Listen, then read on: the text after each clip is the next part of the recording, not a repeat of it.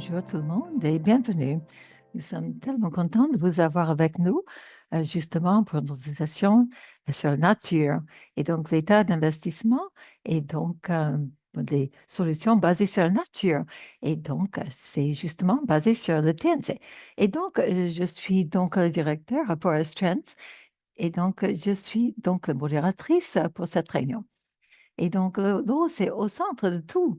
Et donc, notre santé, notre nourriture, nos économies, nos centres de données et nos réseaux d'électrique. Et donc, pour le monde entier, c'est ce qu'on voit de plus visible pour le changement climatique. Donc, l'année dernière, on a vu les inondations, on a vu les sécheresses qui étaient dévastateurs. Et donc, l'urgence de renforcer la résilience dans notre infrastructure d'eau n'a jamais été plus grande. Donc, c'est là où la nature joue un rôle important. Et donc, la solution, justement, basée sur la nature, si on veut améliorer les techniques d'agriculture, ça, c'est avéré être des outils pour mieux gérer l'eau. Et donc, quand on essaie de le mettre avec, et donc des infrastructures construites comme des barrages, ça peut renforcer les communautés et donc les écosystèmes contre le changement climatique. Et donc, quand on a commencé à suivre donc, le financement, donc en 2010, on a fait la première publication en 2016. Et donc, on est tellement content d'avoir un partenariat avec le TNC, justement, qui va dans notre rapport, qui est l'étude la plus complet en ce qui concerne les investissements. Qui investit, où va l'argent et qui est en train de encourager la croissance. Alors maintenant, donc l'idée principale, c'est que les investissements dans les solutions basées sur la nature a doublé depuis 10 ans. Donc c'est un avancement, mais c'est pas assez. Et donc c'est le financement public qui continue à donc être en premier lieu, mais ça ne suffit pas. Donc, la nouvelle question et le nouveau problème. Et donc, aujourd'hui, on va avoir donc une présentation de deux auteurs de ce rapport. Et donc, on va essayer de voir comment on peut mettre ces actions justement au centre de la pensée de tout le monde. Alors, en fin de compte, la sécurité des eaux, ça dépend dessus, comment on va traiter les problèmes. Alors maintenant, on a des services d'interprétation en portugais, espagnol et français. Vous pouvez choisir votre préférence en cliquant sur l'icône en bas de l'écran. Et donc, ceux qui préfèrent écouter en anglais peuvent cliquer sur la langue anglaise. Et donc, on peut aussi utiliser donc l'icône de questions-réponses. Et donc, vous pouvez aussi mettre des questions dans le chat box. On va essayer de répondre à autant de questions que possible pendant cette session. Alors, donc, j'aimerais bien aussi donc remercier nos sponsors qui ont rendu cet événement possible. Et donc, voilà, comme elle a dit, Coca-Cola et Microsoft. Et donc, votre soutien, ça nous aide à justement renforcer ces solutions. Donc, on vous remercie. Donc, et puis, merci à vous tous d'avoir pris le temps d'être avec nous. Et donc, on est vraiment très heureux de partager le rapport avec vous. Et donc, on va commencer. Alors, je vais présenter quelqu'un qui est au milieu de ses études et donc notre auteur principal donc de ces solutions basées sur la nature.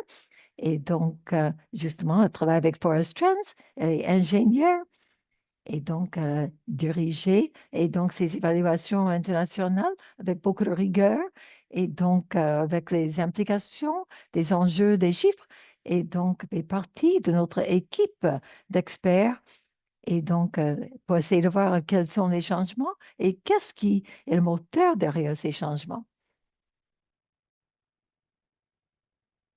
Merci. Bon après-midi tout le monde. Voilà. Je suis très heureuse de pouvoir partager donc les constats de ce rapport avec vous. Et donc, l'appelle donc l'état d'investissement dans les solutions basées sur la nature, dans la sécurité d'eau. Et donc, on a suivi beaucoup de rapports. Je ne l'ai pas fait toute seule. Donc, moi, je suis le principal auteur. Mais bon, on a eu toute une équipe et de conseillers qui nous ont soutenus depuis le début à partir de la collecte des données et aussi d'interpréter et évaluer des constats. Et aussi beaucoup d'assistants en recherche dans les différentes géographies qui nous a beaucoup aidés justement pour bien comprendre comment ça se passe partout dans le monde. Et donc, juste pour vous donner une petite idée générale, donc je vais vous parler donc, de l'étendue de l'étude, ce qui a été inclus dans le rapport. Et donc, après, je vais vous parler des tendances principales, donc des données et donc aussi par exemple, qui est en train d'investir, les mécanismes d'investissement, comment ils investissent, et ensuite la géographie, où ils sont en train d'investir, et donc quels sont les différents programmes et tendances. Et donc, à la fin, donc, je vais donner la parole à Brock du TNC, et donc, il va nous donner les recommandations principales qui accompagnent le rapport. Alors maintenant, qu'est-ce qui est inclus dans ce rapport? Donc, voilà. Donc, c'est l'évaluation la plus complète en ce qui concerne les solutions basées sur la nature pour l'eau. Et donc, on a trouvé 1600 initiatives dans 140 pays. Et donc, on va continuer à dire qu'on va toujours parler de ces solutions basées sur l'eau, mais bon, on va vous parler de ce que ça inclut. Les initiatives, justement, qui remplissent trois critères. Donc, le projet au programme doit soutenir des interventions basées sur la nature sur le terrain. Et donc, on focalise sur donc, les activités d'application ou bien de construction, que ce soit plantage d'arbres ou bien, donc, on ne pouvait pas inclure tout ce qu'il y avait en ce qui concerne les efforts dans les recherches. Mais maintenant, la deuxième chose, c'est que donc, les interventions devaient avoir lieu sur Terre et donc avec l'eau saumâtre ou bien l'eau douce et dans ces différents écosystèmes. Ben, ça peut avoir des impacts sur les écosystèmes marins, mais bon, surtout les coraux. Mais maintenant, il y a aussi le troisième critère et donc il devrait y avoir donc un objectif de sécurité d'eau qui était explicite. Et donc, on ne devait pas essayer d'évaluer s'ils remplissent tous les objectifs. Par exemple, si un projet de reforestation avait l'impact sur l'eau, on dépendait des différents projets. Et donc, c'est aussi très important donc, de dire qu'on n'a pas fait une évaluation sur l'efficacité de ces différents programmes. Et donc, on est juste en train de suivre donc, la quantité d'investissement dans ces différentes directions. Alors, pourquoi on a fait ce rapport? Bon, partout dans le monde, on voit qu'il y a une crise qui est en train de croître dans le monde. La rareté d'eau, les inondations, donc tout ça, ça a donc un impact négatif sur notre société, sur la production des aliments et donc enfin, impact sur les infrastructures qui construisent et donc diminution de la biodiversité. Et donc, nous pensons que les solutions basées sur la nature peuvent nous donner les bonnes solutions pour confronter ces crises. En ce qui concerne et donc la préservation des zones humides ou bien donc les bassins versants. Et donc, on doit, par exemple, recharger nos nappes phréatiques. Et donc, quand il y a des saisons sèches, réguler notre climat, réduire des inondations et des glissements de terre et donc améliorer la qualité de l'eau. Alors, c'est pourquoi, mais bon, on voulait vraiment mieux comprendre parce que si vous êtes là avec nous, c'est que vous travaillez déjà dans cet espace et donc il y a beaucoup de conversations sur les solutions basées sur la nature, mais maintenant, on voulait savoir si ça mène à des investissements sur le terrain. Et donc, c'est pour ça qu'on a essayé de tracer donc, tous ces différents projets, collecter des données sur les investissements. Et ce qu'on a trouvé, justement, c'est que les investissements, ce qui concerne les sécurités d'eau, ça a doublé depuis 10 ans. Et donc, ça atteint presque 50 milliards de dollars en 2023. Et donc, il y a une croissance dans le secteur. Et donc, on a vu des croissances dans toutes les géographies qu'on a étudiées. Et donc, ça vaut la peine de mentionner que, bon, ça aurait été impossible de capturer chaque programme ou projet. Et donc, ces chiffres vont être un peu conservateurs. Mais bon, nous pensons que notre collecte de données est suffisamment robuste pour bien comprendre les tendances principales. Et donc, quand on regarde les différentes géographies où ça grandit le plus vite, nous pensons que donc ces tendances sont robustes. Alors maintenant, la Chine, les États-Unis et la communauté européenne sont les trois économies qui ont compté pour la plupart des investissements en 2023. Alors, vous voyez donc les différents investissements en ce qui concerne la région. Et donc, si la bulle est plus grande, c'est plus d'investissements. Alors, ce qui est intéressant, c'est que les autres régions dans les différentes parties du monde, et donc ils ont vu plus de croissance par rapport aux tendances internationales, et donc beaucoup de croissance en Afrique, où il y avait 5 fois plus de croissance, aussi l'Océanie, donc l'Amérique latine et l'Asie, particulièrement en Pérou. Et donc, il y avait 7 fois plus de croissance. Et en Afrique, et puis l'Afrique du Sud, Nouvelle-Zélande, on a vu des programmes intéressants qui reconnaissaient non seulement et donc les avantages de ces projets, mais aussi pour l'emploi, création d'emplois et les communautés locales. Et donc en Afrique du Sud, donc programme donc, pour l'eau et donc en Nouvelle-Zélande, donc pour créer l'emploi pour les communautés locales.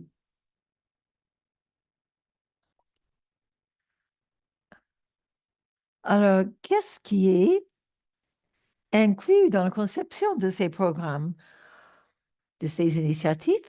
Donc, c'est une priorité en ce qui concerne la foresterie et donc les BMP, et donc aussi des rives de rivières, des écosystèmes de lacs lacustriens.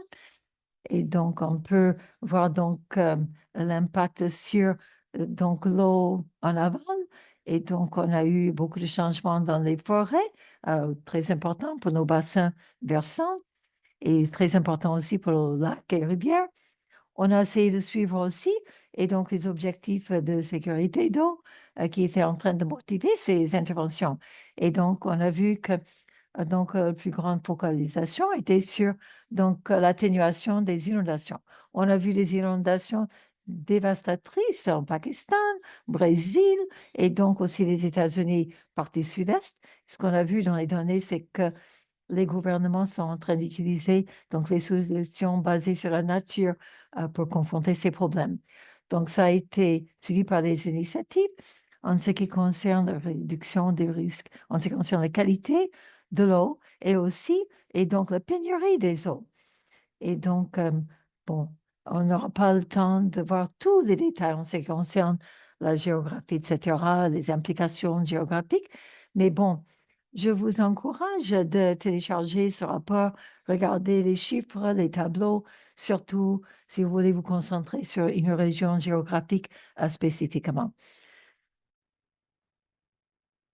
Alors maintenant, on peut regarder qui est en train de payer, qui est en train d'investir. Alors ici, on a trouvé que donc les tendances, c'est la même chose que Forest Trend est en train de tracer, c'est que la plupart des investissements viennent des gouvernements qui investissent dans leur propre pays. Donc c'est logique parce que ça fournit l'eau pour les résidents et protéger les villes, ce qui est donc fournir pour le bien du public. Et donc, c'est lié aux fonctions gouvernementales. Et donc, la plupart de ces investissements viennent des gouvernements de tous les niveaux, que ce soit l'Union européenne ou bien de multiples pays, donc au niveau du pays ou ben, au niveau des États ou des villes. Et donc, les investissements à tous les niveaux ont doublé depuis 10 ans. Et donc, c'est en ligne avec nos tendances déjà identifiées. Alors, ce qui est intéressant, c'est que pendant que les gouvernements continuent donc à faire la majorité des investissements, il y a d'autres acteurs qui sont en train d'augmenter leur participation de paysans. Et donc, ça montre plus de confiance en ce qui concerne les solutions basées sur la nature et donc une volonté d'investir dans ces solutions. Alors maintenant, donc les services publics, et donc en Pérou, par exemple, fourniture d'eau, en Pérou, ça a beaucoup grandi. Donc, la manière de définir les tarifs, parce qu'ils facturent les utilisateurs pour couvrir donc les investissements dans la conservation de l'eau. Et donc, presque tous les services publics de l'eau au Pérou et donc, sont en train de participer dans ce sens. Et donc, on a vu et donc beaucoup d'augmentation en ce qui concerne les institutions multilatérales, la Banque mondiale, Global Environment Facility, et donc ce qui est en train d'encourager donc ces solutions basées sur la nature. Et donc, ils encouragent donc la possibilité aussi d'investir dans justement tout ce qui se passe dans les villes, c'est-à-dire les systèmes de drainage et de fourniture d'eau dans les villes. Et donc aussi, ce qui a grandi le plus rapidement, et c'était donc le secteur privé, 30 fois plus dans, depuis quelques années, et donc 70%, et donc du secteur privé, enfin des investissements du secteur privé a été obligé par les réglementations, et donc y compris donc certains systèmes basés sur les marchés, cap and trade, et donc un système donc en Californie, qui utilise justement le système de cap, cap et trade en ce qui concerne les gaz à effet de serre. Et donc, c'est maintenant l'État qui va administrer ces fonds pour les diriger dans les différents projets pour protéger la nature. Et donc, dans le cas de Californie, on a trouvé que spécifiquement, beaucoup de cet argent pouvait aider à gérer donc les incendies, les feux de forêt, etc. Et donc, le gouvernement en Californie, ils sont en train d'investir dans tout ce qui concerne donc à la gestion des feux de forêt et pour aussi utiliser des solutions basées sur la nature. Alors, ensuite, on va regarder certains mécanismes. Donc, dans ce rapport, on a suivi donc 5 mécanismes. Et donc, si on peut juste regarder en général ces mécanismes, et donc les plus grands, et donc c'était ceux qui sont propriétaires des terres. Donc, ce sont des programmes qui appartiennent au gouvernement, où, par exemple, ils peuvent donner des fonds aux fermiers si, par exemple, s'ils protègent la nature et surtout donc la nappe phréatique ou les sources d'eau. Donc, il y a des fonds disponibles. Et donc, ça fonctionne au niveau national ou bien ou surtout l'Union européenne. Et donc, on a trouvé de très grands projets. Il y avait 20 projets qui avaient plus de 1 milliard pour chaque initiative. Donc, c'est des programmes énormes. Et donc, ce qui a compté pour la moitié des investissements en 2023. Alors, donc, ça, c'est différent ce qu'on appelle donc d'autres investissements pour le bien du public. Et donc, ça, c'est pour le bien du public en général. Et donc, ça, c'est à peu près 48%. Et donc, c'est à peu près la même taille que les autres investissements. Et donc, ce qui est inclus, et donc, ces investissements dans la nature en tant qu'infrastructure. Et donc, on voit que les solutions basées sur la nature font partie de ces projets sur les infrastructures. Par exemple, les Pays-Bas, donc ils ont beaucoup d'inondations et donc ils ont eu donc des systèmes compliqués de barrages, de levée, etc. Mais alors, ce qu'ils font depuis un certain temps, ils investissaient dans la restauration des différentes plaines d'inondation pour essayer de confronter les autres investissements plus traditionnels. Et donc, on a vu des investissements aux États-Unis où il y a eu, par exemple, la loi sur l'infrastructure bipartisan, et donc qui a commencé à incorporer dans les investissements dans la nature. Et donc, alors maintenant, ça montre que cette sorte d'investissement commence à être inclus à un très haut niveau dans la définition des politiques publiques. Alors, le prochain mécanisme, c'est et donc le mécanisme à travers les utilisateurs, donc justement des bassins versants. Et donc, ça, c'est plutôt une échelle locale et donc les services publics où les gens ils s'inquiètent de leur propre bassin versant. Et donc, un bon exemple, c'est San Antonio, dans le Texas, aux États-Unis, parce qu'ils dépendent de la nappe phréatique, justement, pour leurs résidents. Et donc, ils ont pu recharger la nappe phréatique dans les années précédentes, mais maintenant, au fur et à mesure que la ville est en train de grandir, et donc ils voient un impact négatif, justement, et le développement urbain, un impact négatif sur la nappe phréatique. Et donc, leur budget municipal maintenant est en train d'essayer de trouver des solutions basées sur la nature.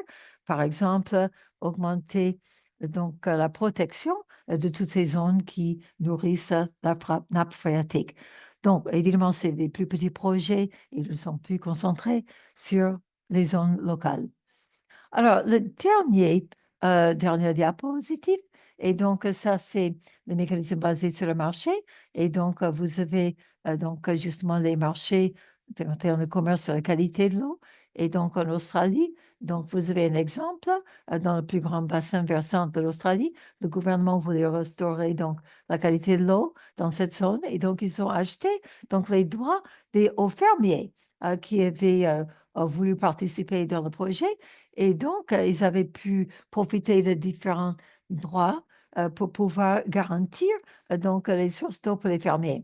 Donc, une autre sorte.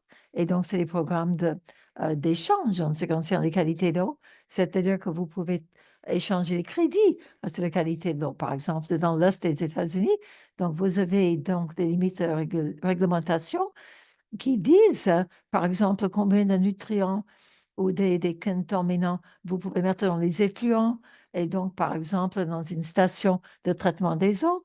Et donc, vous pouvez faire une analyse de coût, efficacité de vous, des eaux. Et donc, est-ce qu'on doit améliorer la station de traitement des eaux ou est-ce qu'on peut tout simplement essayer de donner certains crédits qui peuvent être échangés entre ceux qui polluent et ceux qui sont en train d'améliorer la qualité de l'eau. Et donc, il y a aussi la possibilité de travailler avec les fermiers qui contribuent aussi. Et donc, il y avait aussi en Nouvelle-Zélande et donc un programme avec commerce nitrogène et donc aussi un programme sur les coraux et donc ça concerne le Great Barrier Reef. Alors, une des principales idées dans l'analyse qu'on a fait sur les mécanismes, c'est qu'on a vu une diversité, une croissance dans la diversité des mécanismes. Et donc, le principal, d'investir dans les écosystèmes. Et donc, c'est ceux qui sont propriétaires de ces terres. Et donc ça revient jusqu'aux années 90 et même aux États-Unis jusqu'aux années 70. Et donc, il y avait des mécanismes d'investissement historiques. Mais maintenant, on voit qu'il y a depuis 2013, on a d'autres mécanismes, justement pour les investissements. Et donc, en 2021, et donc, on a d'autres manières qui sont en train de commencer à rattraper ceux qui sont propriétaires de ces terrains. Et donc, qu'est-ce qu'on voit? C'est beaucoup plus de diversité, de plus petits projets qui sont différents, qui sont adaptés localement en tant que partie de nos solutions. Alors finalement, et donc comme la partie que je préfère de ce rapport, c'est les tendances en ce qui concerne les géographies.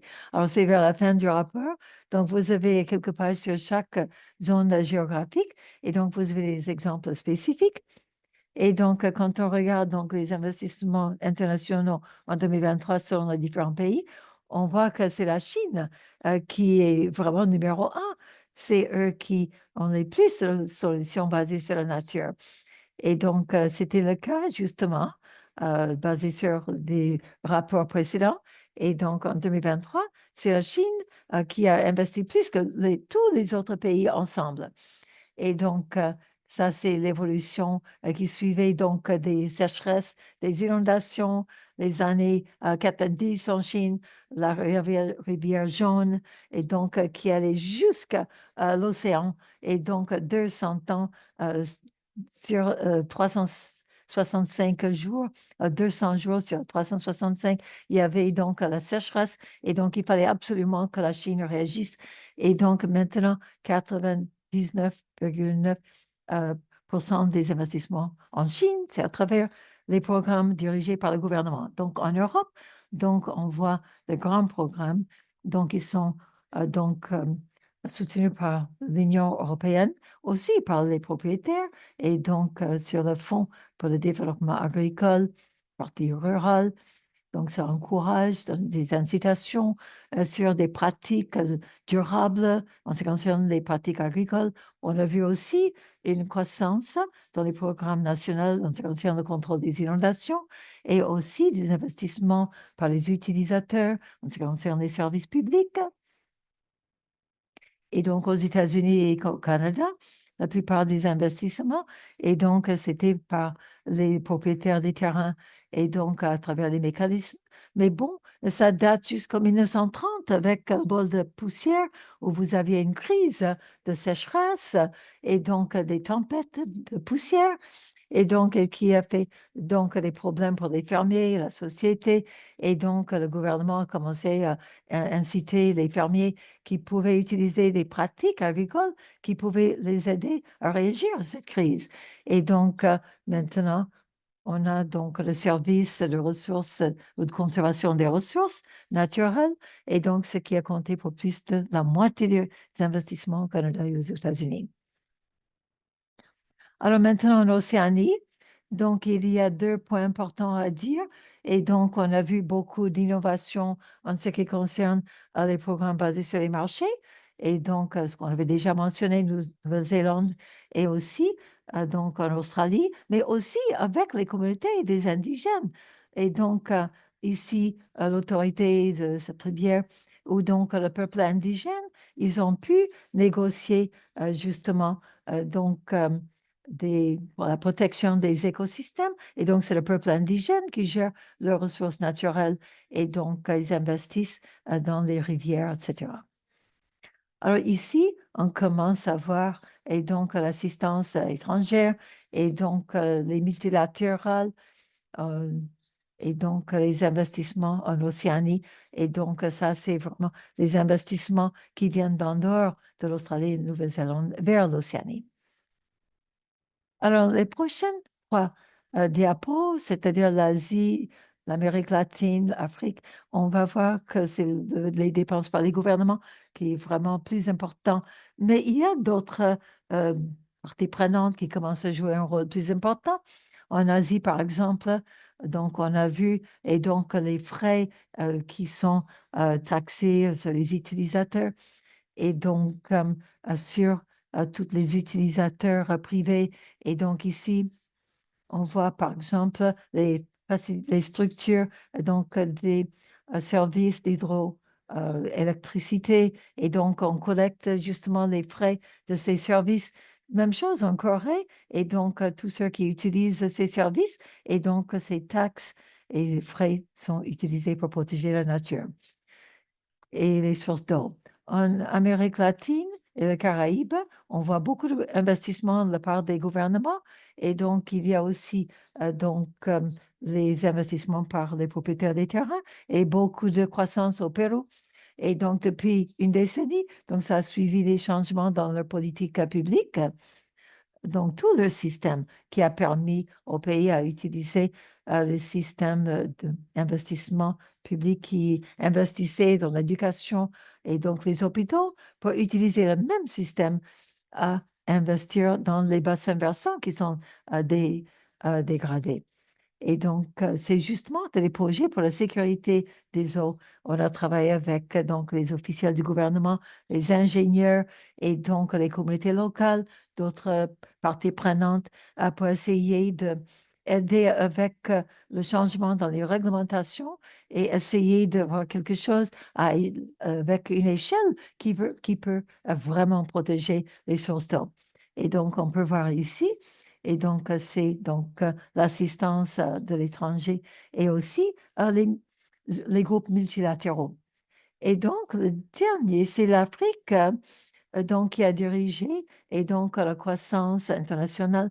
On a vu 5 fois plus de croissance, donc en Afrique, donc beaucoup d'initiatives en ce qui concerne les gouvernements, par exemple en Afrique du Sud. Et donc, ce programme maintenant, parce que donc au début, ça devait enlever justement les espèces envahissantes. Et donc, mais maintenant, ça couvre plus d'1 million d'hectares et donc qui étaient couverts par les espèces envahissantes. Mais maintenant qu'il donne du travail à plus de 20 000 personnes, y compris les femmes, et donc il y a donc un autre programme, c'était en Afrique du Sud. Ils ont investi plus d'1 million de dollars chaque année. Et donc, il y avait 16 autres programmes, donc bon, à peu près la même taille. Et donc, on a vu qu'il y avait beaucoup de programmes multilatéraux aussi. Et donc, il y avait des prêts faits par des gouvernements. Et donc, on voit que les gouvernements ont joué un rôle plus grand que dans les autres régions. Et donc, il y a aussi un plus grand rôle en ce qui concerne le secteur privé que dans les autres régions. Donc, ça, c'était juste une petite vue générale de tout ce qu'on avait pu regarder dans notre étude. Et donc, vous pouvez aussi regarder les recommandations de notre rapport. Et donc, vous pouvez le télécharger et regarder pour vous-même. Et maintenant, je vais donner la parole à Brooke, qui va nous donner certaines recommandations qui vont ensemble avec nos données. Merci, Mia. Et donc, avant de donner la parole à Brooke, je voulais donner la possibilité à poser quelques questions. Et donc, une question, justement, euh, est-ce qu'on a trouvé des exemples de secteur privé qui investissaient dans leur propre chaîne de valeur et surtout en ce qui concerne des initiatives plus grandes? Ah ben oui, j'aurais pu le mentionner en ce qui concerne les différents investissements quand je parlais de bénéficiaires directs, parce qu'on a parlé des services publics, mais il y a aussi, et donc, des investissements privés volontaires. Et donc, on a vu, par exemple, dans les compagnies de boissons, par exemple, qui s'intéressaient à la qualité de l'eau. Et donc, pour garantir donc, la source d'eau pour leurs boissons. Et donc, ils utilisent donc, le refroidissement des eaux pour le centre de données aussi. Et donc, ils prennent des engagements très au sérieux pour cette sorte de solution basée sur la nature. Alors, une autre question? Et donc, des questions liées à différentes sortes de langages. Par exemple, et donc, il y a certains projets, donc on appelle ça solution basée sur la nature ou paiement pour les services pour protéger la nature. Est-ce que vous pouvez nous parler de ce langage et les différentes étiquettes qui sont mises sur les différents types de programmes, la diversité des programmes? Oui, justement, parfois il y a un changement de langage et donc, oui. Donc, il me semble que Forest Trend a vu en 2016, c'est donc l'état des investissements dans les bassins versants. Et donc, si on parle ça dans l'investissement dans les bassins versants ou l'infrastructure verte ou les investissements verts ou les solutions basées sur la nature, donc ce qui est important, c'est de focaliser sur les interventions d'investissement.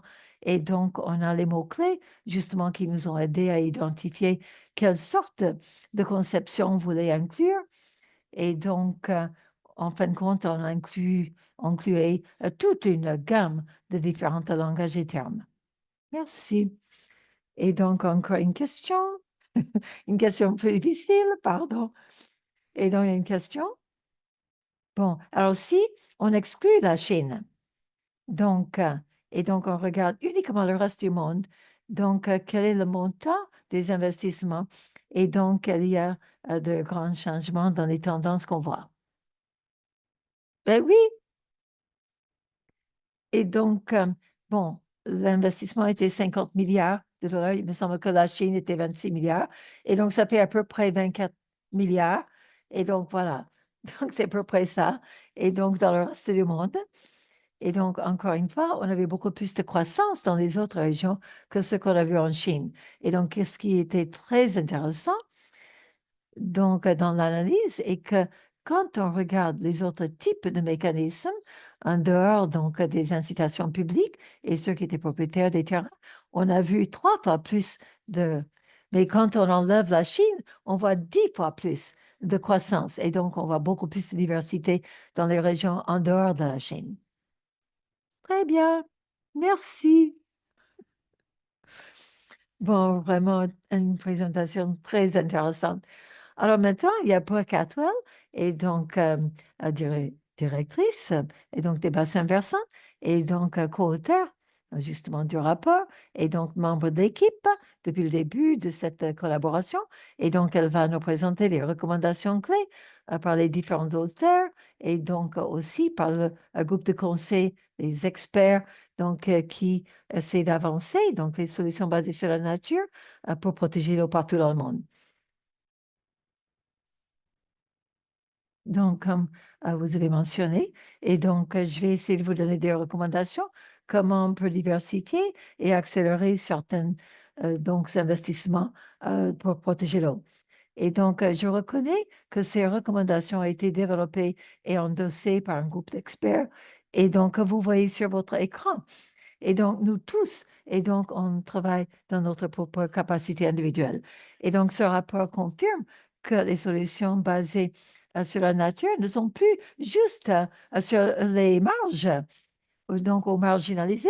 Et donc, ben, par exemple, le rapport de UNEP a trouvé que les NBS qui sont donc dirigés par ces solutions, c'est une source très résiliente pour le financement de ces investissements. Mais bon, c'est toujours fragmenté, on a toujours des défis.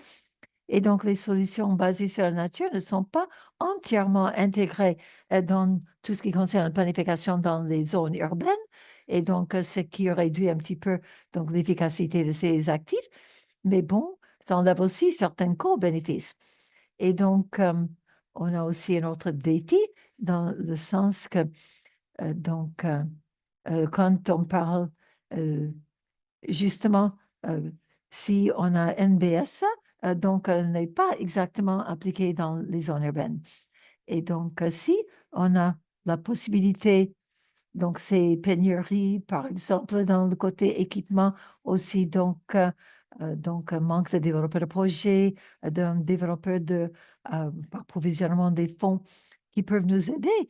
Et donc, le financement pour des sources nationales des gouvernements. Donc, ça continue à dominer donc, les sources des financements. Et donc, mais bon, NBS, c'est pas très certain au fur et à mesure qu'on avance dans la prochaine décennie. Et donc, en ce qui concerne le secteur privé, donc il y a un manque de réglementation et donc il y a peut-être plus haut risque.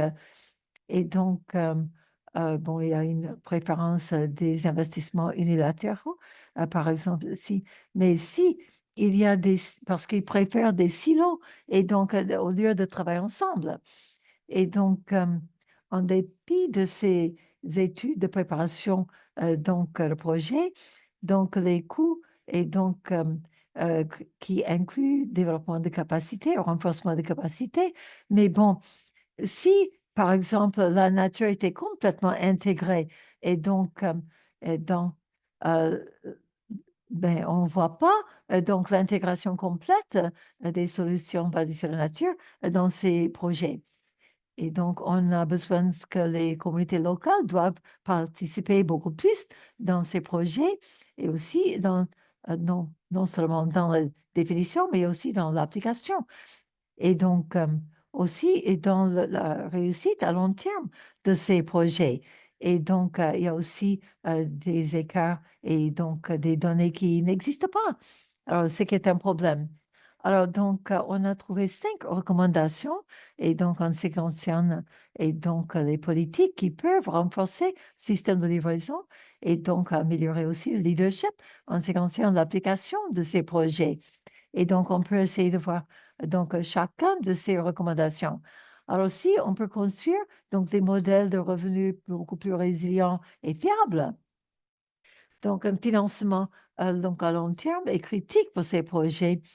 Et donc, c'est surtout s'il y a un risque quand ce sont uniquement les gouvernements qui dominent les investissements. Alors maintenant, s'il n'y a pas d'autres parties prenantes à court terme, et donc les utilisateurs des eaux, et donc euh, nous recommandons, par exemple, que les développeurs de projets peuvent essayer d'appliquer donc les frais d'utilisateur, donc qui peuvent être utilisés par les services publics pour pouvoir continuer à trouver une source de financement pour les projets. Et donc, on peut avoir aussi des co-bénéfices pour diversifier et donc les fonds. Et donc, ça peut mener à plus de fiabilité. Et donc, si on peut aussi, quand il n'y a pas beaucoup de ressources, donc, ou l'assistance au développement, où donc la philanthropie donc va rester donc principale. Ça, c'est par exemple dans certains pays où il n'y a pas les ressources pour pouvoir justement protéger les sources d'eau. Et donc, on a besoin des cadres juridiques justement pour essayer de mener à des modèles donc durables à long terme à l'avenir.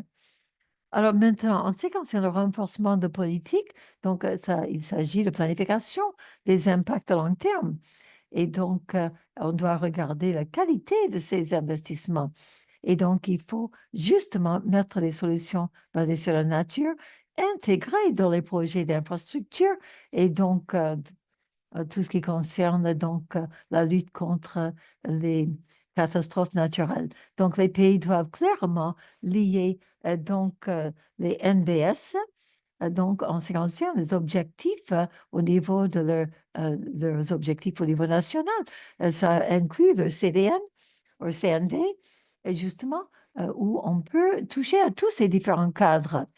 Et donc, le gouvernement doit aussi intégrer donc le NBS dans tous les projets de planification pour être sûr que donc, les solutions basées sur la nature sont incluses et donc, dans ces projets au niveau national. Donc, on peut avoir une pipeline des investissements verts et donc les pays doivent justement profiter de ces systèmes pour construire leurs infrastructures.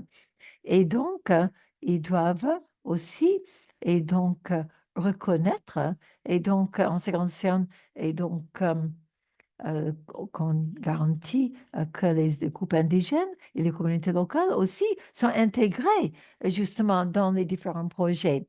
Et donc, bon, il est évident que donc, le monde entier est en train d'exiger plus d'investissement au niveau privé. Et donc, le secteur privé peut absolument jouer un rôle critique. Et donc, même des PPP, parce que si on peut avoir des partenariats entre les gouvernements et les secteurs privés, et donc, ça va être important à l'avenir. Et donc, mais il faut bien définir les politiques pour essayer de trouver les outils les plus efficaces où on peut donc avoir même les obligations, par exemple, de contribution basées sur l'utilisation de l'eau. Donc, par exemple, les impacts des différents secteurs privés sur les écosystèmes. Et donc, on peut avoir aussi une certaine défiscalisation pour un bon comportement. Alors maintenant, on peut aussi mobiliser donc, les investissements du secteur privé si on peut, par exemple, aider le secteur privé à créer les PPP. Et donc, on peut avoir des incitations, donc, sur, donc, par exemple, au niveau du démarrage de certaines startups. Et donc, par exemple, donc, le fonds pour le financement en Colombie, un exemple où on peut utiliser ces fonds pour différents projets. Et donc, ici, en ce qui concerne donc le numéro 4, on veut renforcer et donc, le système de livraison et donc on doit avoir plus de professionnels, plus d'experts et donc les preuves que ce qu'on est en train de faire est en train de marcher. Et donc, on voit qu'il y a un manque de professionnels, que ce soit donc la planification, les opérations. Et donc on doit former des gérants, des ingénieurs et donc les managers de l'approvisionnement des recherches de financement parce que donc la demande est en train de grandir très vite. Et donc, on veut essayer de rationaliser et améliorer la qualité de ce qu'on est en train de faire. On doit aussi renforcer la surveillance et donc rendre les résultats beaucoup plus visibles. Et donc, on doit aussi toujours travailler ensemble pour être sûr qu'il y a une transparence et une responsabilisation et donc dans tout le processus. Et on peut utiliser donc la télédétection ensemble avec les connaissances donc locales et donc ça peut essayer donc avoir une coopération qui va nous renforcer donc la surveillance. Et donc, si on peut aussi profiter des avantages, donc en ce qui concerne la bonne qualité de ces données. Et donc, la cinquième recommandation Et donc, si on peut utiliser donc les bonnes connaissances localement et donc le leadership. Donc, il faut engager les groupes indigènes, les communautés locales, et donc essayer, donc parce que les études ont déjà confirmé que les projets, des solutions basées sur la nature peuvent être garantis à long terme si on inclut les peuples indigènes et les communautés locales. Et donc, on doit les inclure au niveau de la conception et donc aussi donc l'application, aussi bien que les bénéficiaires. Et donc, ça veut dire qu'il faut enlever certaines barrières systémiques qui empêchent la participation. Et donc, on devrait avoir certaines politiques de financement. Donc, on peut permettre à toutes ces communautés locales, on peut essayer d'enlever ces barrières pour qu'ils puissent participer dans ces projets. Et donc, on devrait aussi garantir que ces communautés puissent avoir une compensation en ce qui concerne les avantages qui sont créés par les projets. Et donc, ça peut aller au-delà de la sécurité, de la source d'eau.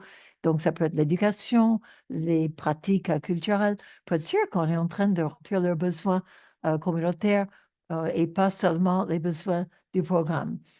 Et donc, bon, il y a beaucoup plus d'informations dans le rapport que ce que moi, je viens de vous dire rapidement, et y compris beaucoup d'autres exemples. Et donc, en ce qui concerne les exemples sur le terrain. Mais bon, maintenant, je redonne la parole. Merci, Brooke. Et donc, je vais profiter aussi donc, de prendre quelques questions. Et donc, à la suite de cette présentation. Et donc, Sophie Termelé, une question. Donc, quel, dans quel sens l'expérience de la Chine est transférable à d'autres géographies? Ah, la question est difficile, hein? Donc, je crois qu'il y a de très bons programmes en Chine. Par exemple, l'investissement de la Banque mondiale, ou par exemple, ils avaient une échelle, une grande échelle des fermiers en ce qui concerne les meilleures pratiques de gestion pour essayer de voir ce qui va entrer dans les systèmes des rivières. Et donc, il me semble que ça, c'est transférable. La Chine, c'est un cas intéressant parce qu'ils ont aussi de différentes politiques et puis un autre cadre politique d'autres pays dans le monde. Et donc, si on peut, bon, essayer de dupliquer ce qu'ils sont en train de faire en Chine dans d'autres pays, ça va être différent. C'est difficile. Si vous essayez d'appliquer ça au Brésil, le système politique est complètement différent. Et donc, ce qu'on peut faire, c'est de nous inspirer et donc de ce qu'ils font en Chine pour l'adapter à votre pays. Donc, il y a aussi une question en ce qui concerne l'importance des co-bénéfices. Donc, c'est parce qu'on peut les monétiser et donc ça peut être intéressant pour la valeur. Donc, c'est en faveur de plus de, bon, par exemple, donc ça, c'est Mr. Jones à Tipping Point. Donc, il me semble que c'est les deux, parce que tu peux monétiser certains co-avantages pour faire venir d'autres financiers, comme ceux qui sont basés sur le carbone, peut-être qu'ils ne sont pas intéressés ce qui se passe avec l'eau. Mais bon, ils s'intéressent par exemple aux forêts qui donnent aussi des avantages en termes des sources d'eau. Et donc, il y a peut-être d'autres qui s'intéressent au bien public.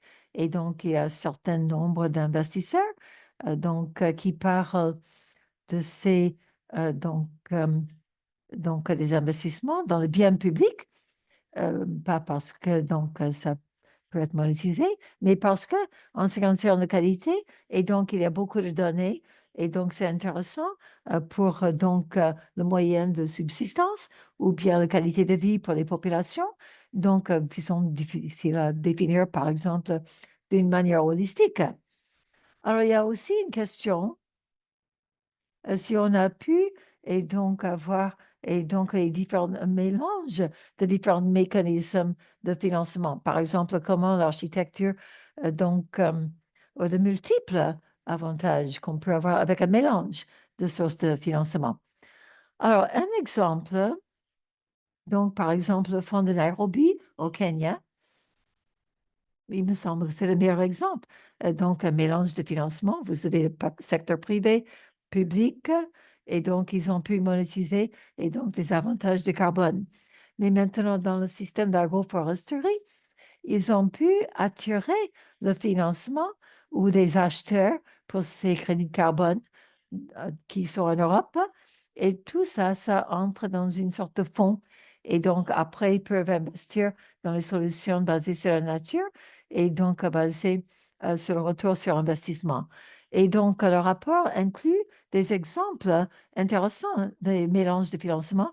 Et donc, il y a des liens aussi à ces projets où tu peux avoir une idée beaucoup plus approfondie de ces projets. Merci. Merci beaucoup, Brooke. C'était vraiment intéressant. Et merci beaucoup pour ces recommandations. Alors maintenant, on va avoir une conversation. Et donc, en ce qui concerne les constats inclus dans le rapport, et ce que ça veut dire. Et donc, on a 3 personnes donc, dans notre panel. Et donc, avec des personnes qui travaillent sur les différents aspects, justement, de la gestion des eaux. Et donc, ça va nous donner un mélange d'expériences pour bien comprendre les tendances qu'on a vues dans le rapport et donc à quoi ça ressemble dans différentes zones géographiques dans le monde. Donc, je suis très heureuse d'être accompagnée par 3 membres de panel. Donc, vous avez Max Cabajal et donc, il y a Klaus de Route à la Banque mondiale où justement, il travaille avec les différents systèmes d'eau.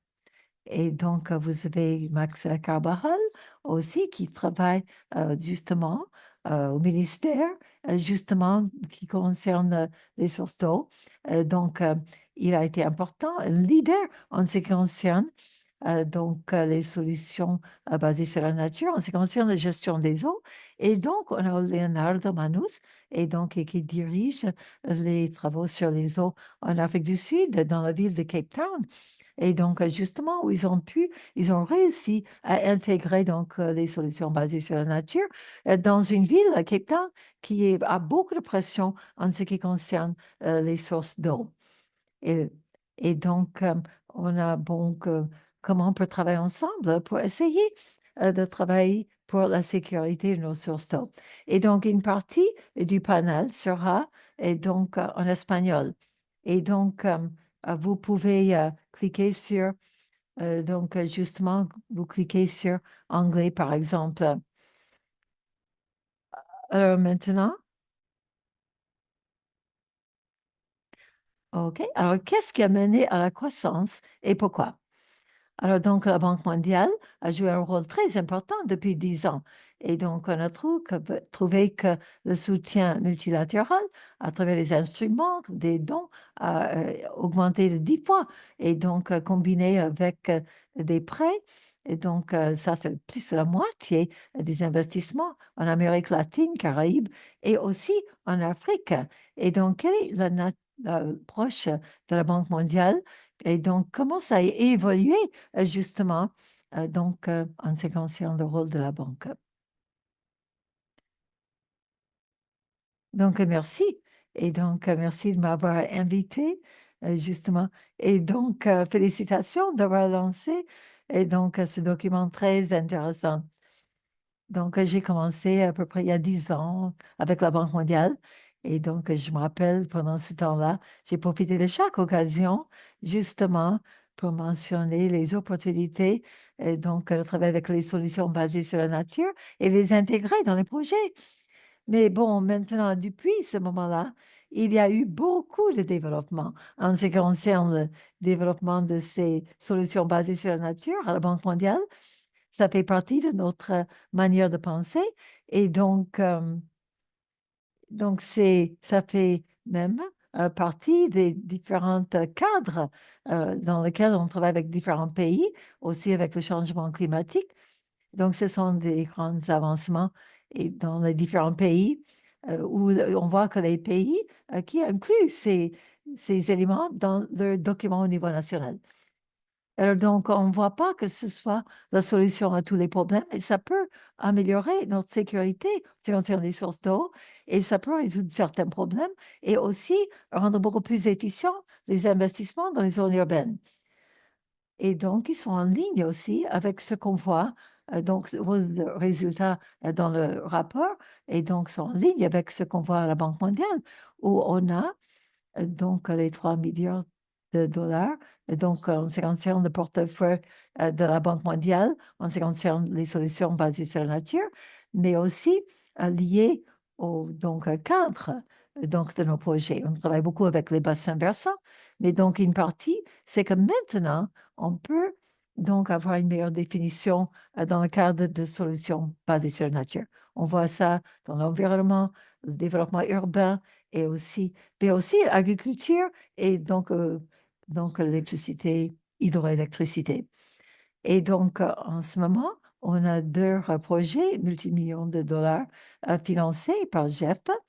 Et donc, ces organisations aussi rendent possible et donc, que la Banque mondiale puisse travailler sur l'intégration de ces solutions basées sur la nature dans le programme.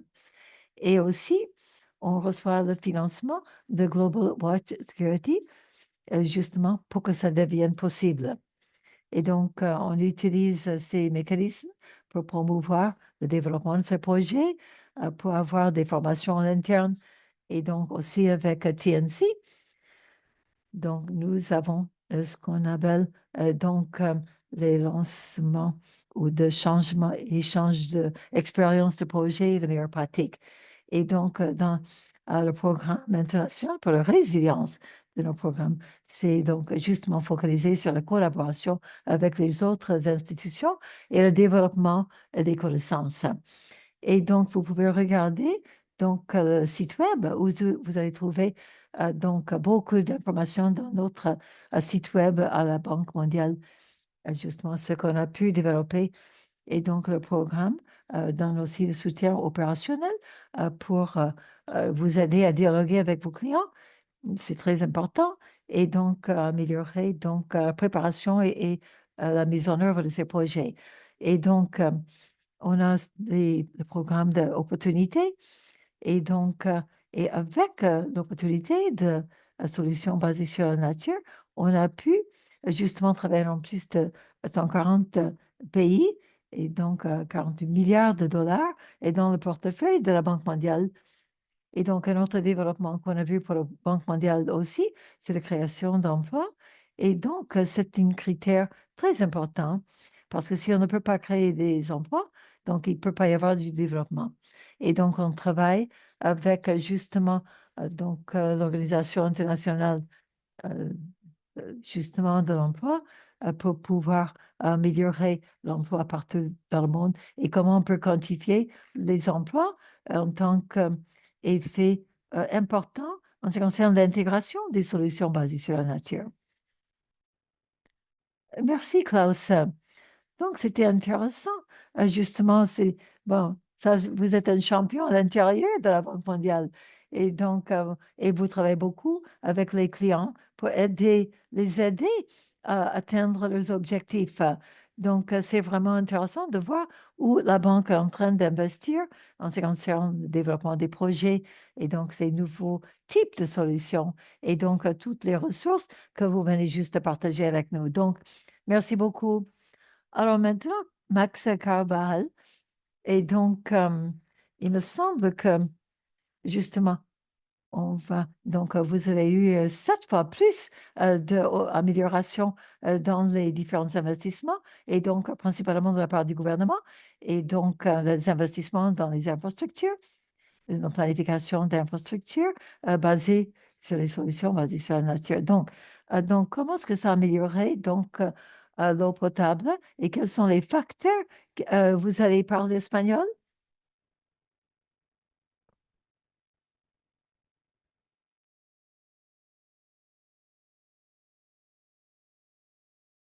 Qu'est-ce qui se passe?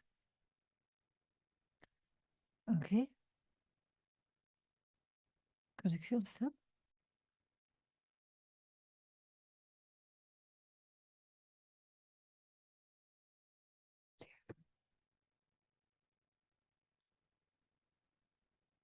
Oui.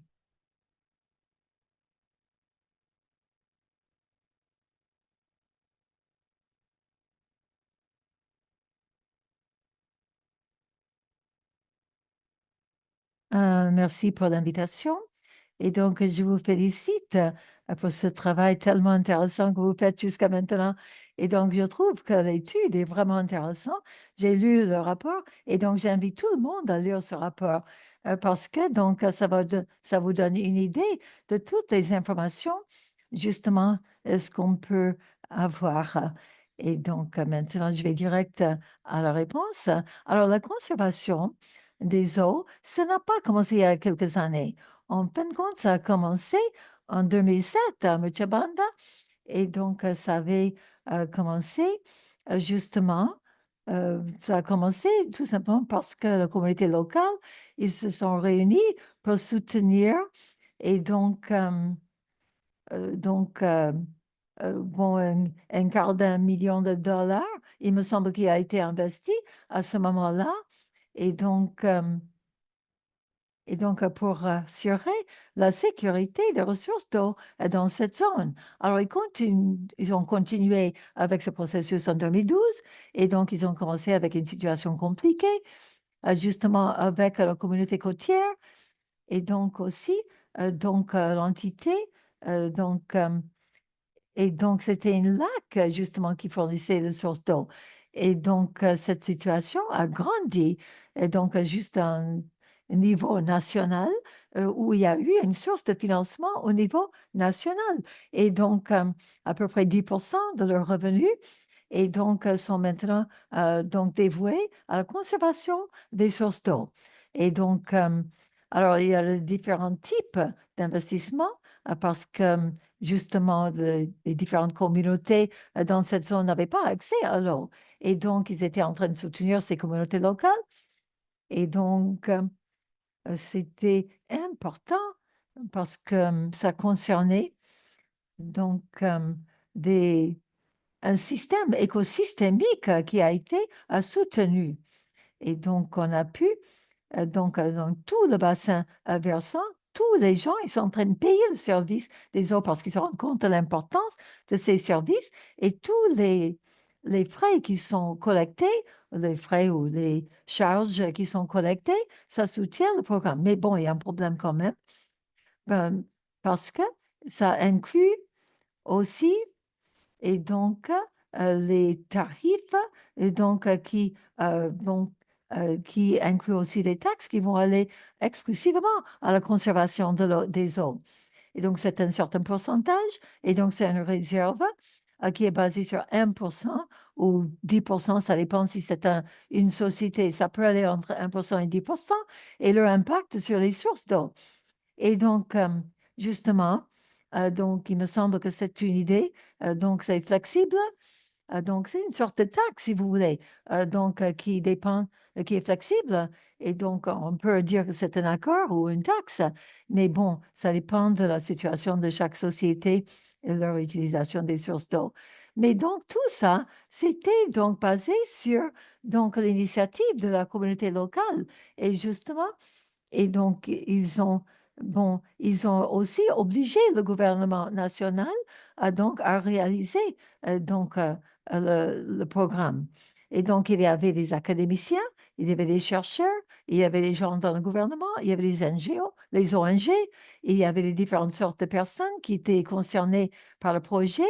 Et donc, ça me rappelle comme, par exemple, comme ça a été suggéré dans le livre de 1990 par Eleanor, quand il parle du gouvernement du Commonwealth. Mais il me semble que c'était un bon exemple dans mon pays. Il me semble que c'est basé sur la coopération que nous avons eue entre les peuples et le gouvernement et les sociétés. Et donc, maintenant, on a à peu près 40% de tout, les investissements de la Compagnie des eaux, donc au Pérou, sont en train d'investir dans ces solutions pour protéger les sources d'eau. Et donc, toutes les sociétés, ils ont des fonds spéciaux, justement, avec des exigences. OK, merci pour votre expérience.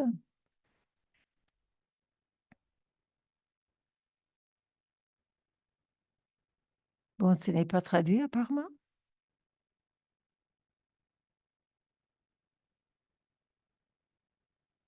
Ben, j'aimerais bien avoir une traduction, une traduction de cette. Merci, Max.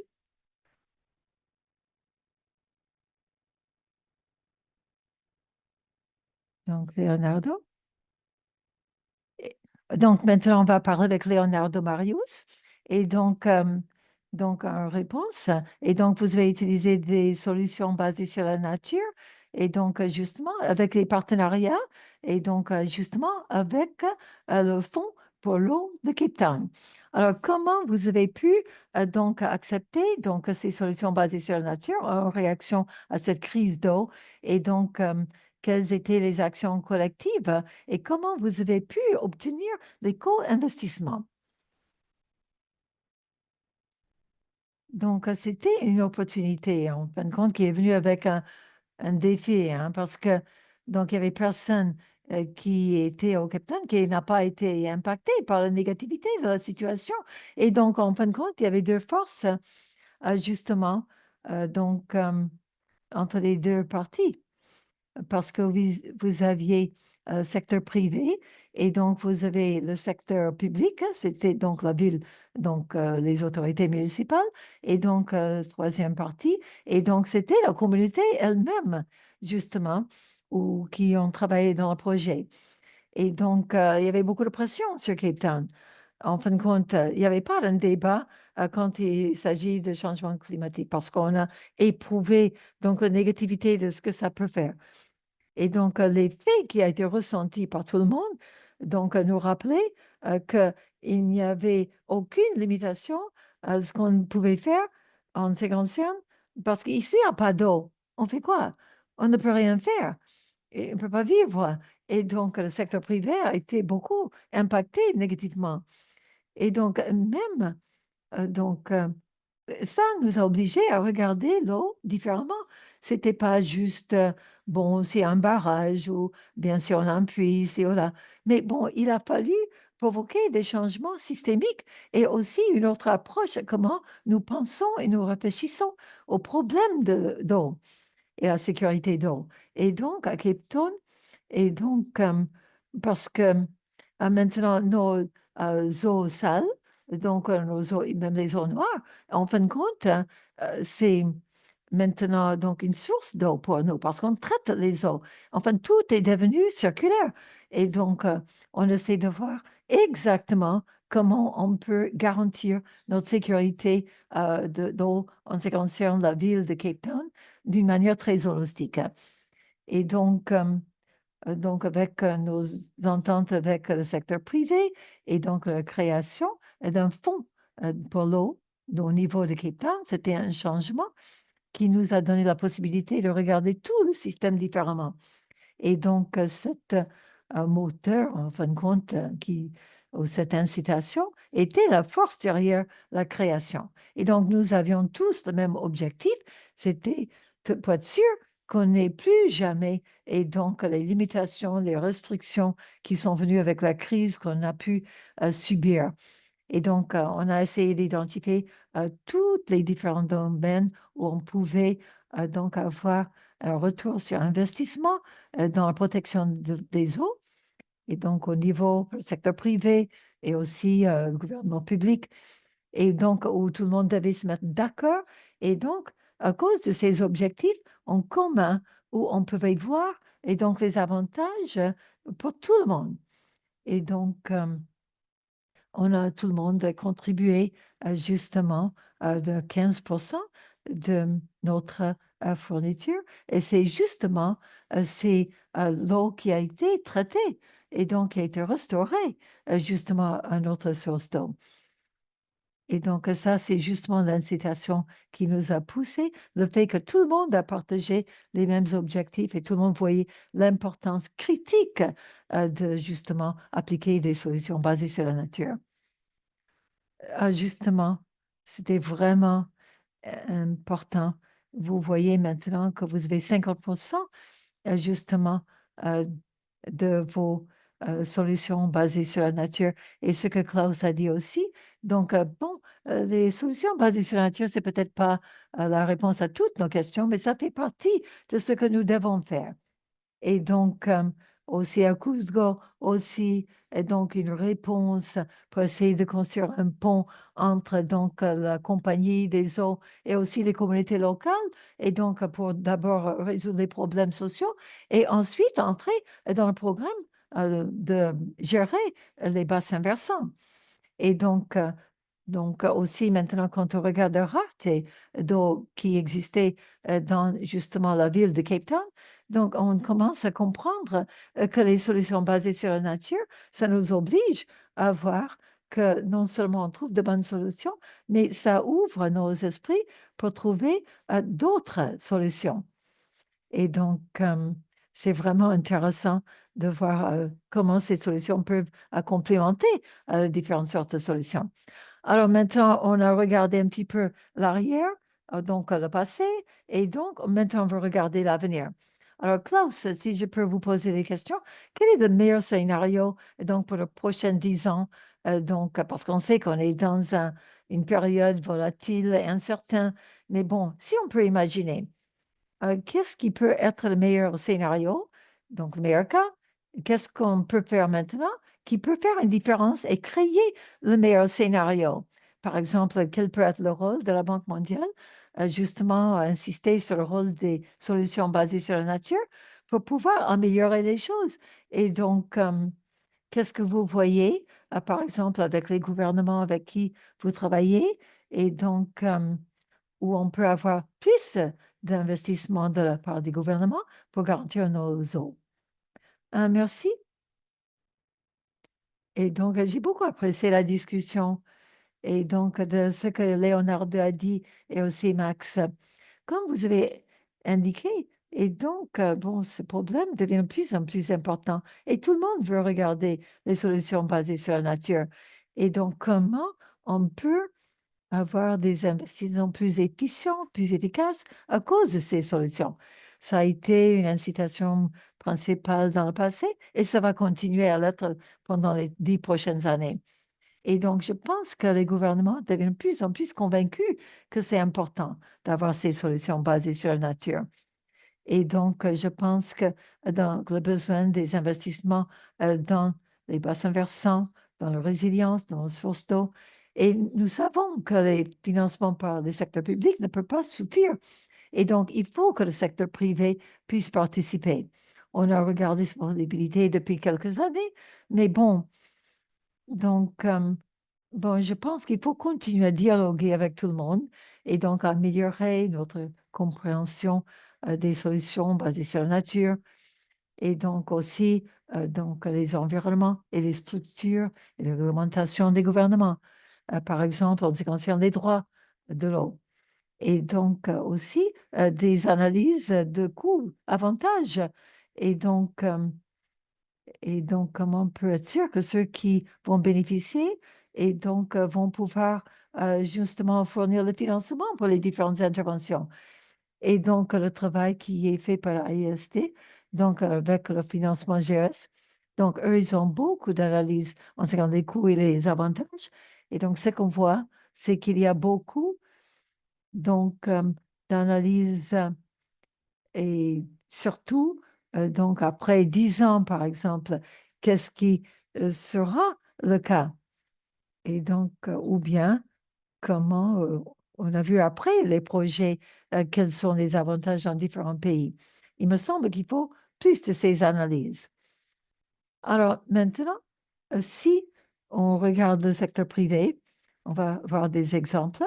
Donc, en ce qui concerne les solutions basées sur la nature, on doit parler de la responsabilité des sociétés vers l'environnement, aussi l'investissement dans les obligations vertes, mais il faut regarder les modèles des affaires en ce qui concerne leur utilisation des bassins versants et donc pour être sûr que leur utilisation des terrains a un effet positif.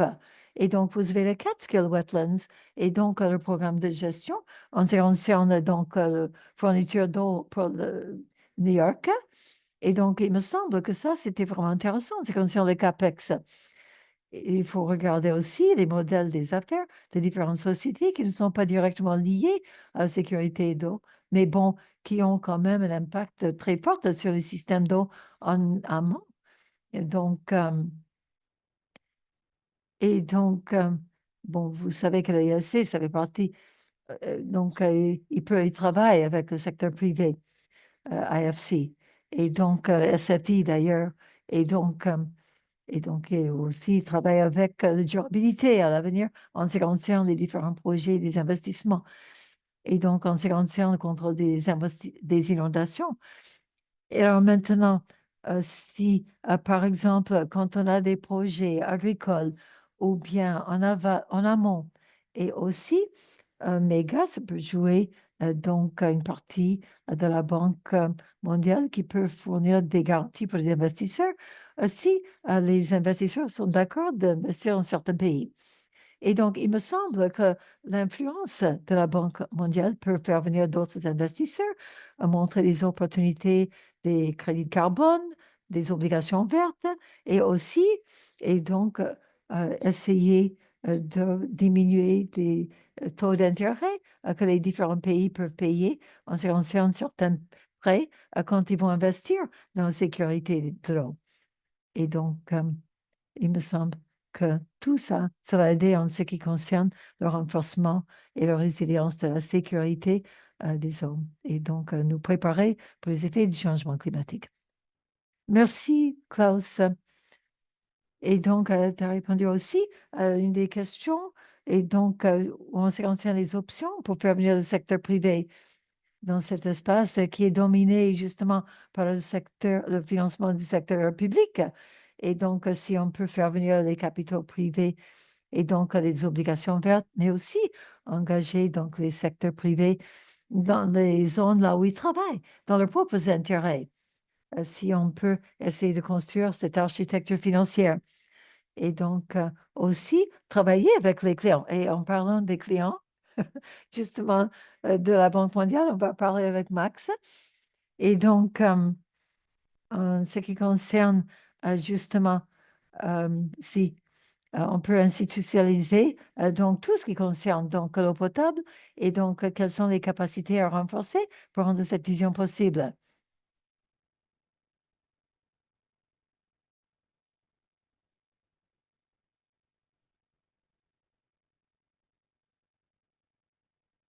Oui, elle est en train de répéter les questions.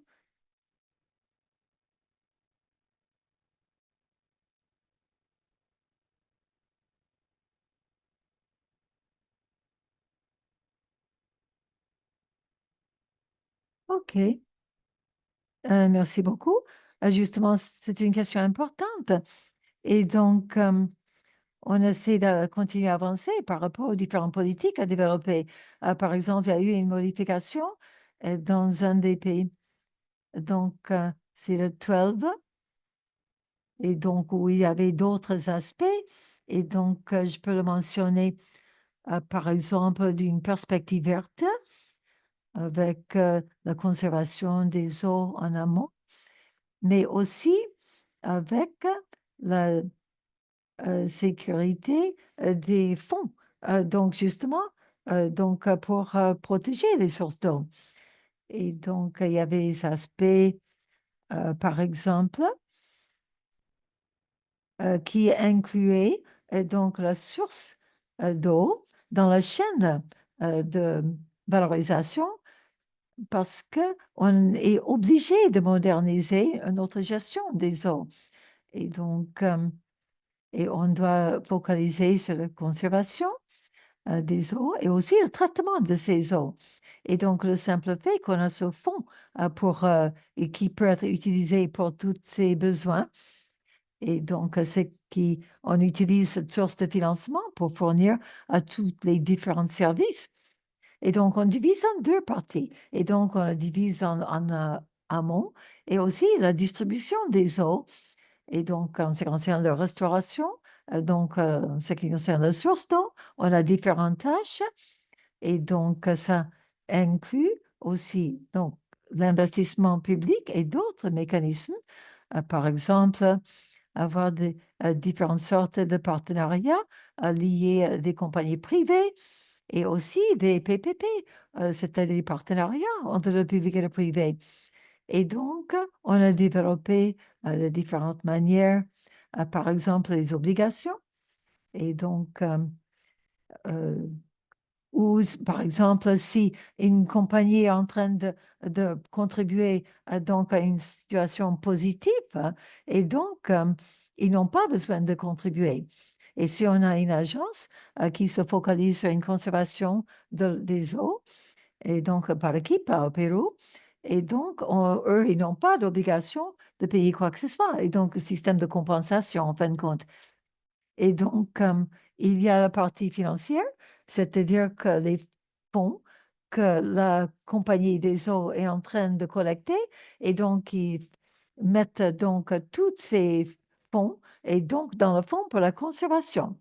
Et donc, même si l'infrastructure naturelle donc présente une sorte d'écart, donc par exemple, quand il y a trop de dépendance sur certaines infrastructures, et donc avec des écarts dans certaines zones.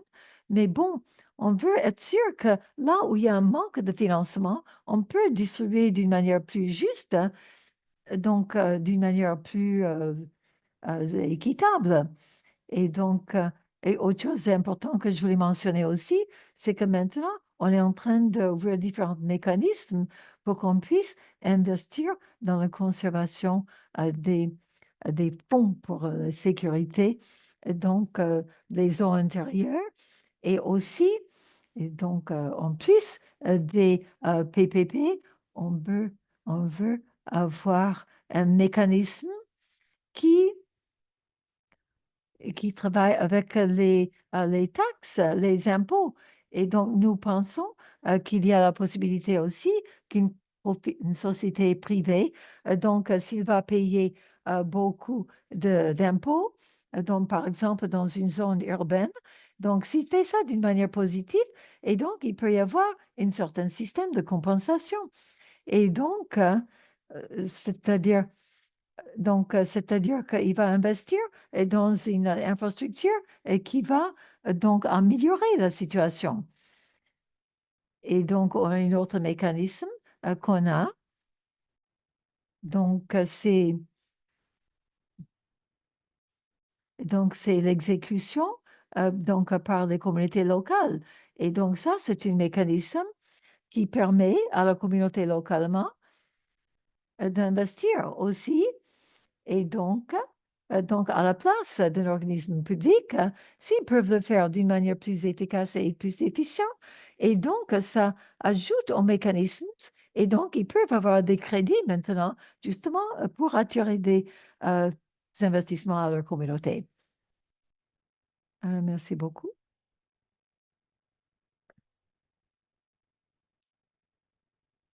Et donc, quelques points que je voulais souligner, c'est justement que le travail fait par le ministère, donc en ce qui concerne la sanitation et les eaux, c'est d'essayer d'avoir une nouvelle approche en ce qui concerne la chaîne de valeur des eaux, en ce qui concerne les sources d'eau et aussi la qualité des eaux et aussi le feuille de route que vous avez su adapter. Donc, c'est une autre manière de penser à comment rendre toutes les sources d'eau plus résilientes et donc plus durables. Et donc, c'est pas juste la grande image du système en général, mais comment vous pouvez le rendre à tous les différents niveaux, secteur privé et donc les partenariats entre le public et le privé, mais aussi donc le système fiscal est donc obligatoire, mais aussi travailler avec donc le niveau d'exécution des projets et donc avec les communautés locales pour qu'ils puissent directement diriger des projets dans leur communauté, ce qui va mener justement à une certaine compensation pour leur communauté et justement attirer et donc une euh, amélioration de leur qualité de vie à leur niveau de leur communauté. Et donc maintenant, si je peux retourner à Leonardo Manus, et donc d'un point de vue d'une ville comme Cape Town, alors comment on peut aller donc dans un système de projet pilote pour aller justement à un système beaucoup plus large? Parce que vous avez déjà 15% de votre source d'eau qui viennent de votre source, qui est restaurée. qu'est-ce que vous pouvez dire à d'autres villes en ce qui concerne la capacité technique ou en ce qui concerne le leadership d'aller donc à un niveau pilote, à un niveau systémique? Merci pour la question. Je pense que la première chose, il faut parler de ce qui est possible et ce que vous pouvez payer parce que, bon, parfois, donc, tout ce qui est possible, bon, ça coûte cher. Bon, maintenant, il faut bien regarder parce que la ville doit payer ces investissements. Et donc, il faut le prendre en compte. Alors maintenant, du moment que vous n'avez pas et donc les frais d'investissement, alors vous allez demander au secteur privé. Il me semble qu'il faut créer une certaine confiance depuis le début entre le secteur public, municipal, et donc le secteur privé et les utilisateurs pour que tout le monde puisse travailler ensemble dans un partenariat. Et donc maintenant, dans une ville comme Cape Town, donc dans nos rapports, nos audits, de même, les notations en ce qui concerne le crédit, euh, donc, euh, donc, pour nous, on a pu rendre beaucoup plus durable notre système et notre santé financière et environnementale. Et donc, et si on peut parler encore des solutions basées sur la nature, je pense que ce qu'il faut faire aussi, encore plus, c'est la mise en œuvre de notre gestion financière dans les villes elles-mêmes, parce que maintenant, c'est une partie de la contribution où la ville, justement, est en train de contribuer donc à ce fonds donc, qui a été établi. Mais peut-être ce qu'il faut faire à l'avenir, c'est de pouvoir utiliser donc les coûts unitaires et le mettre dans notre budget opérationnel. Et parce qu'il faut noter que donc, il faut peut-être commencer la conversation avec donc tous les utilisateurs. Et donc, c'est peut-être, ça ne doit pas continuer à être donc le CAPEX et devenir OPEX. Et donc, de manière à ce que chaque année, vous rendez et donc le système beaucoup plus faisable financièrement, ou donc plus facile à accepter, où tous les utilisateurs, les compagnies sont en train de profiter et payer de leur utilisation. Alors maintenant, donc ce qui peut être intéressant, c'est de euh, peut-être ce qu'on peut faire en ce qui concerne la pression sur notre gouvernement. Et donc, je crois que Klaus et Max ont mentionné ça déjà. Donc, il y a donc un préjugé contre les infrastructures et donc les mécanismes financiers, justement, en ce qui concerne les systèmes en Afrique du Sud. C'est-à-dire que tout est penché vers donc l'infrastructure dans les zones urbaines. Et donc, mais bon, si on est d'accord d'investir des montants significatifs dans les zones urbaines, par exemple la désalination et d'autres options qui peuvent remplir 15% de nos demandes, et donc, mais on peut prouver scientifiquement qu'on a déjà restauré 15% de nos sources d'eau, justement en apportant, et donc la structure écologique, il me semble qu'il faut réviser, et donc les solutions basées sur la nature, et donc pour avoir l'assistance des gouvernements fédéraux dans nos systèmes basés sur la nature. Bon, maintenant, c'est pas uniquement euh, donc, mais il y a d'autres expériences qu'on a vues aussi, et donc où on a vu, et donc que tout le monde doit avoir confiance dans notre système et qu'on peut servir de bon exemple pour cette solution basée sur la nature à Cape Town. Et donc, peut-être le gouvernement fédéral va observer ce qu'on a fait. Et donc, parce que notre exemple est sur la table. Et donc, maintenant, pour rendre ça plus durable à l'avenir, on a vu les avantages en ce qui concerne le CAPEX, mais bon, on a vu le retour sur investissement. Et donc, ça, ce sera la partie d'entretien, et bien sûr, pour pouvoir appliquer le système, le mettre en œuvre à l'avenir chaque année. Alors, merci beaucoup, Leonardo. Et donc, ce que j'ai entendu dire, c'est que ce que vous avez pu faire avec les solutions basées sur la nature, c'est quelle est la vision du futur.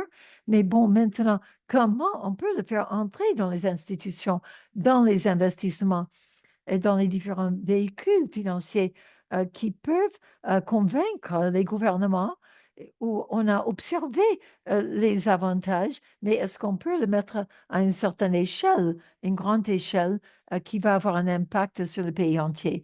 Et donc, je pense que c'est un défi pour toutes les solutions basées sur la nature.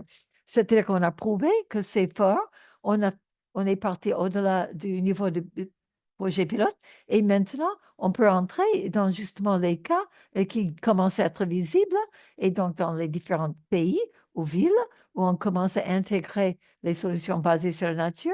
On a beaucoup de bonnes leçons apprises, qu'on peut raconter aux autres pays, et donc on peut commencer à raconter ça au monde entier. C'est-à-dire comment est-ce qu'on peut renforcer les capacités plus rapidement et donc pour qu'on puisse investir dans la sécurité des eaux et donc la résilience des systèmes d'eau donc qui vont vraiment protéger nos populations à l'avenir. Alors, je veux remercier nos panélistes et donc pour cette discussion qui a été fort intéressante. Et donc, je veux remercier nos auteurs de cette étude et donc les co-auteurs et donc pour vos donc, constats et bon pour vos recommandations aussi. Alors maintenant, pour notre visioconférence, vous pouvez le voir en ligne. Et donc, je vous remercie beaucoup pour votre intérêt. Si vous avez d'autres questions, vous pouvez nous les envoyer directement. Merci tout le monde.